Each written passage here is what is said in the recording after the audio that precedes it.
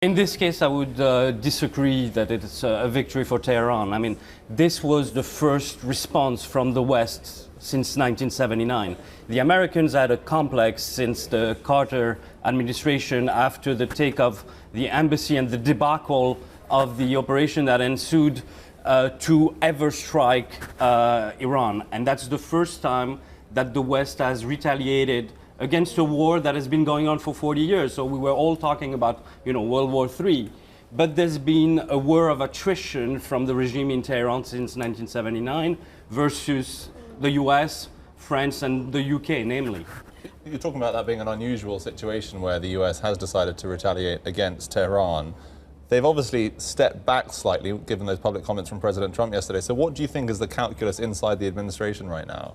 Look, a couple of things. I mean, we've seen that President Trump has been extremely prudent when it came to retaliation. After the US drone was taken down by Iranians, after the attack on Saudi Arabia, everybody thought that he would retaliate it, and he didn't. But his red line was basically the loss of American lives and also the images of the embassy in Baghdad. That was a big no-no for him, and that's why it pushed him to strike at Iran. Well, what I was asking was why not then go further given the missile attacks on US facilities inside Iraqi bases?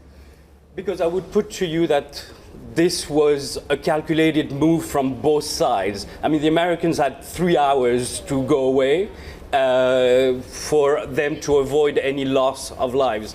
This was a very well harmonized Hollywood-style attack that basically was there for the regime to save face.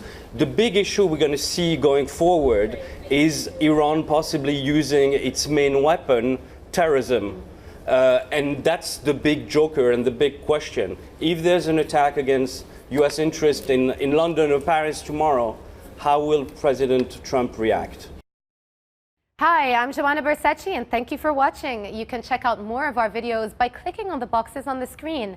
And don't forget to subscribe to our channel for more from CNBC International. Thank you for watching.